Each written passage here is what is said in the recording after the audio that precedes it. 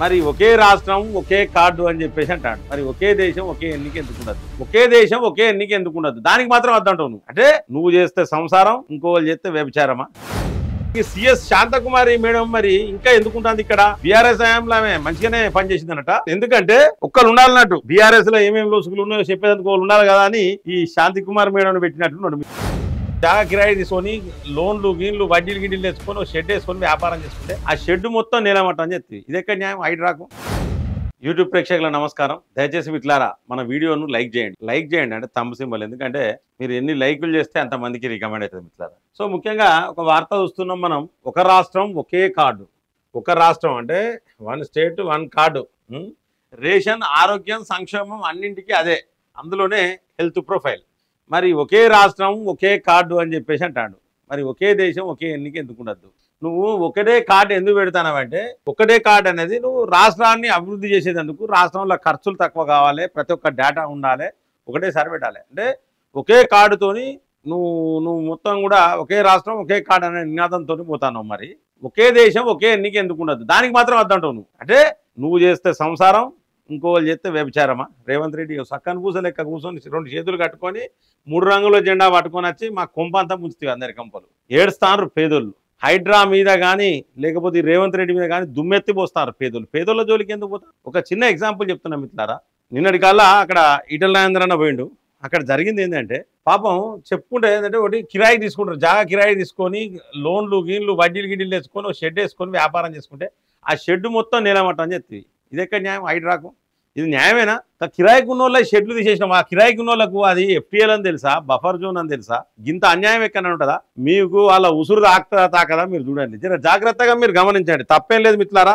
నేను హైడ్రాకు వ్యతిరేకం కాదు, కానీ హైడ్రా పేరు మీద చాలా తప్పు పనులు చేస్తారు. దానికి వ్యతిరేకం. డిజిటల్ రూపంలో అందజేత ప్రతి నియోజకవర్గంలోని ఒక పట్టణం ఒక గ్రామం పైలట్ ప్రాజెక్ట్ కింద ఎంపిక.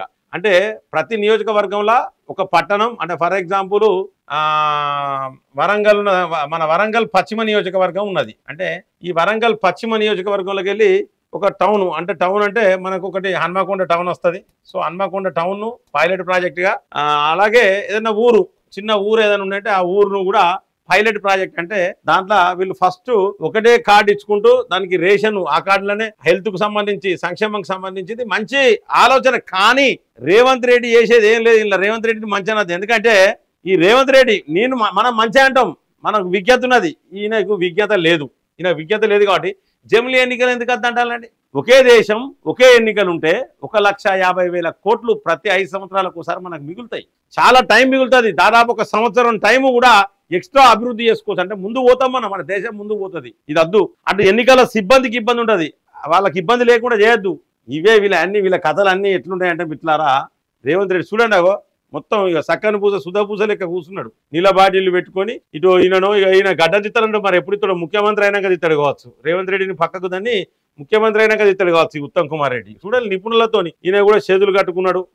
వీళ్ళందరూ ఫ్యామిలీ డిజిటల్ కార్డుపై సమీక్షిస్తున్న సీఎం రేవంత్. చిత్రంలో మంత్రులు రాజనరసింహ, ఉత్తమ్, సిఎస్ శాంతికుమారి, వైద్య ఆరోగ్య శాఖ కార్యదర్శి కృష్ణా జడ్ జోంగ్తు, ఇతర అధికారులు. నేను ఒకటే తనకి సిఎస్ శాంతకుమారి మేడం మరి ఇంకా ఎందుకుంటుంది ఇక్కడ? బీఆర్ఎస్ హయాంలో ఆమె మంచిగానే పనిచేసిందనట. ఏమో ఎందుకంటే ఒక్కరు ఉండాలన్నట్టు బీఆర్ఎస్ లో ఏమేమి లోసుకులు ఉన్నాయో చెప్పేందుకు వాళ్ళు ఉండాలి కదా అని ఈ శాంతికుమార్ మేడం పెట్టినట్టు మిత్రులారా. రాష్ట్రంలో ప్రతి కుటుంబానికి ప్రత్యేకంగా ఫ్యామిలీ డిజిటల్ కార్డులను జారీ చేయాలని ముఖ్యమంత్రి రేవంత్ రెడ్డి ఆదేశించారు. రేషన్, ఆరోగ్యం, సంక్షేమ పథకాల అన్నింటికీ ఉపయోగపడేలా కార్డులను రూపొందించాలని, లబ్ధిదారులకు అందించాలని స్పష్టం చేశారు. ఒక రాష్ట్రం ఒకే డిజిటల్ కార్డు విధానంతో ముందుకెళ్లాలని సూచించారు. కానీ ఒక దేశం ఒక ఎన్నికలు మాత్రం అద్దు వీళ్ళకు, కాంగ్రెస్ వాళ్ళకి కానీ ఇండియా కూటమిలకు కానీ. సోమవారం ముఖ్యమంత్రి రేవంత్ తన నివాసంలో నీటిపారుదల, పౌర సరఫరాల శాఖ మంత్రి ఉత్తమ్ కుమార్ రెడ్డి, వైద్య ఆరోగ్య శాఖ మంత్రి దామోదర రాజనరసింహ, ఆరోగ్య పౌర సరఫరాల శాఖల ఉన్నతాధికారులతో సమావేశమై డిజిటల్ కార్డుల అంశంపై చర్చించారు. ఈ మేరకు సమావేశంలో రేవంత్ మాట్లాడిన వివరాలను సీఎంఓ ప్రకటనలో వివరించింది.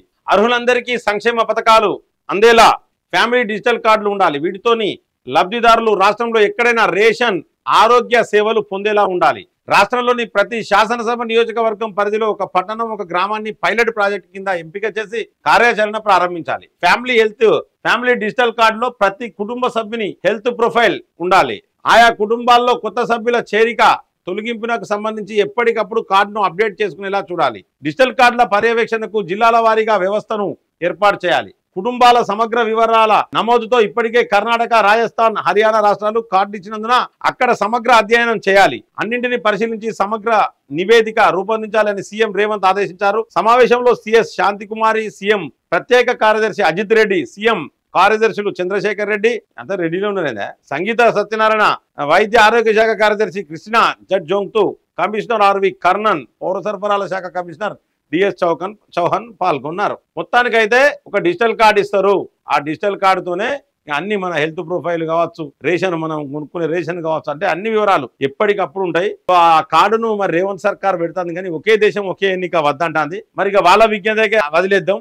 మరి సిగ్గు అనిపించాలి ప్రతి ఒక్కరు కూడా. దయచేసి మిట్లారా మీరు అందరూ కూడా ఏం చేయాలంటే, ఒకే రాష్ట్రం ఒకే కార్డు ఉన్నప్పుడు ఒకే దేశం ఒకే ఎన్నికలు ఎందుకు ఉండొద్దు అని చెప్పండి. సిగ్గు అనిపిస్తుంది, తల ఎక్కడనో పెట్టుకుంటారు, ఇజ్జతి మానం పోతుంది. ఇక మీరు ప్రతి ఒక్కరు ఇది సోషల్ మీడియా వ్యాప్తంగా సర్క్యులేట్ చేయాలి మిట్లారా.